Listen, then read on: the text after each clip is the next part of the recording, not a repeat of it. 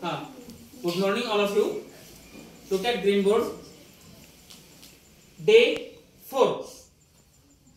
I want to study. मला अभ्यास करायचा. I want to go play. मला खेळायचं. I want to write. मला लिहायचं. I want to read. मला वाचायचं. I want to go to school.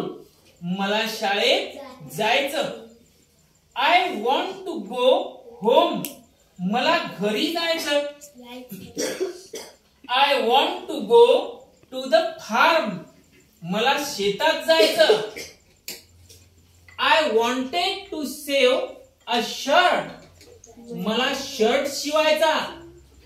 I wanted to take a bath. मला आंघोळ करायची. I wanted to decorate the house. मला घर सजवायचं. बघा आपण समजा हाऊसच्या ठिकाणी आपला क्लास पण टाकू शकतो. I wanted to decorate the class. मला वर्ग सजवायचा आहे. I want to talk to a friend. मला मित्राला बोलायचं. आता मित्राच्या जागेवर तुम्ही आणखी ना तुमच्या आई वडील कोणाचेही शब्द टाकू शकता. I want to talk to my father. वडिलाला बोलायचं. I want to buy a pen. मला पेन विकत घ्यायचा.